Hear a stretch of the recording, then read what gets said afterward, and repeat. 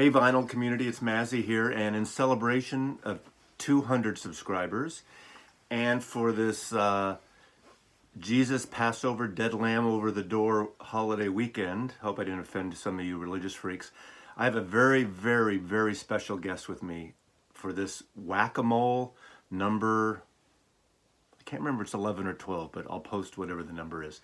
I have Mazzy Jr. I was in San Francisco for 4 days, and we're both native San Franciscans. Mazzy Jr. still lives there, and I brainwashed him when he was a kid, when he was young in terms of music in the car. But he has his own taste now, and Anyway, he's gonna pull some records, and he's gonna make shit up about him. He's gonna pull the 5 records, and then I'll chime in after that. So, without further ado, Mazzy Jr., pick your records. Do you want me to do it at random? At random, if you want. Whatever you want. Yeah, they're supposed to be at random. That's how I do it. Say hello to the vinyl community. Hi, vinyl community. All right. We have. And you got to come right up here, hold it so they can see it. Bob Dylan's "World Gone Wrong." And make sure you don't get glare, okay? Make sure you don't get glare. The community. Do you edit these? No. Okay. It's all live. It's all live. Okay. All right. I think this is wonderful because I think if you you want me to stay up. You got to stand up to the. Okay, we're gonna have to edit this one because I don't know what the hell I'm doing. That's okay. I think this is a fun one because I think few people understand that Bob Dylan wrote 70% of all released vinyls between 65 and 83. I think are the dates. I'm double checking with you. I don't know. See, this is a game we used to have where when he was 6, 7, 8 years old, I'd play CDs in the car and I'd say, "Who wrote that?" And 80% of the answers when I said that was a Bob Dylan wrote it. For instance, Along the Watchtower by Hendrix, or anyway, some other type of thing. So there you go. I really like that it doesn't have lyrics on the back, but it actually has descriptions of what the songs themselves are about. I'm trying to figure out how to get the maximum amount of glare possible so no one can read this content. I'll say this. I'll throw this in because Mazzy Jr. is kind of making shit up this morning, which is great. I don't know what you're talking about. Yeah, he has no idea what I'm talking about. He's as snarky as I am. He's actually even more snarky than I am. This is one of 2 albums that Dylan did at the time in the, was it the 80s? Or early 90s, actually, when he was born in 90. So, where he did cover blues traditional songs. So, Mazzy Jr. is talking about Dylan wrote 80% of songs out there. He didn't write any of these songs because these are 2 cover albums he did of old blues standards. So there you go. So he screwed up that concept. Well, I think also this is probably the most important album to come out in '83, right? The Big Star, their third album, which is oddly enough their debut album, with about 36 tracks, which is really impressive on an LP. Right? What do you think is the most tracks sandwiched onto one record? One record. Well, there is an album by The Residents where they had one record with 60 songs on one record. All right, I buy it. Which is actually true. They had 61-minute songs. Okay, that's a true thing. It wouldn't be like They Might Be Giants' Fingertips or. It wouldn't be that. Okay. I think Mazzy's making half this shit up, but we kind of like it anyway. And so, if you're going to comment below and be one of those like freaky people that wants to tell the poster, the video maker, that we're wrong, tough. This is for entertainment purposes only. Okay, number 3, Whack-A-Mole number 3. All right. Mazzy Jr. picks Honky Chateau by Elton John. I thought this was a funny one because that photo isn't actually Elton John. No. No, it's Billy Joel. Yeah, it's his neighbor Billy Joel, who actually or as Elton would say, "Hey, my friend BJ."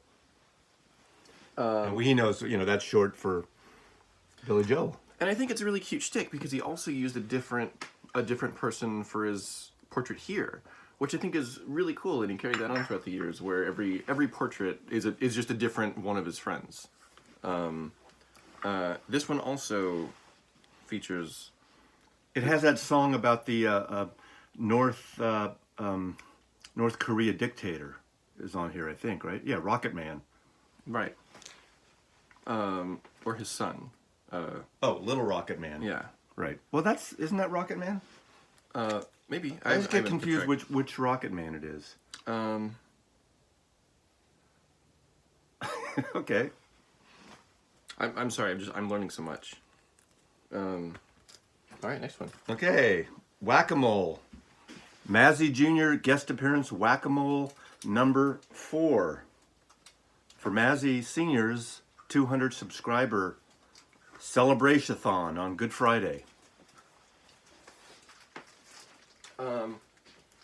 This is the fun one. The Jefferson Airplane, which is actually a pseudonym for the Beatles plus 2 members. They included Jeffrey, the banjo player. It's not, I don't. You can keep it together, Norman. And they also have added a bassoon player, which I thought was a really nice touch. Because I think it's usually understood that the Beatles only had 7 albums total, but they actually had another 13 under Jefferson Airplane. Sure. Works for me. I don't know why you're. This is serious. Oh, sorry. I don't mean to laugh. My apologies. And it's funny because I think this is the first single vinyl to have 4 sides. About 2 to 3 tracks each. My Best Friend, which is the sequel song to Queen's "You're My Best Friend." And actually, this one is written before Queen. Right, which I think is really cool. I think it's cool to start with the sequel and then have other creators kind of build things out of order. I think it's kind of almost like a Pulp Fiction kind of editing out of order, kind of non-sequential storytelling to a series of tracks and albums that I think is really.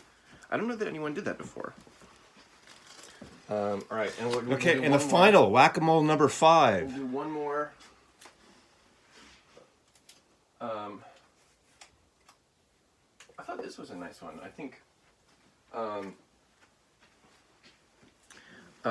ABBA's "The Very Best of Enya," which I think was kind of an interesting jab at another artist, especially because I don't think their music lines up at all. Again, I think she's following in the same footsteps as Jefferson Airplane by being the second vinyl to have 4 sides, which I think is really interesting because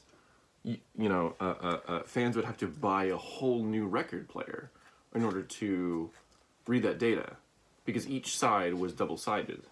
I have to confess though, I didn't actually listen to this album. I've never heard this one, so I have nothing to say about the quality of the music itself. I heard from the community that side 4 is where the tracks start to get a little deeper and kind of have a richer chocolatey sound. Definitely chocolatey. Yeah. Yeah. Chocolatey. Yeah.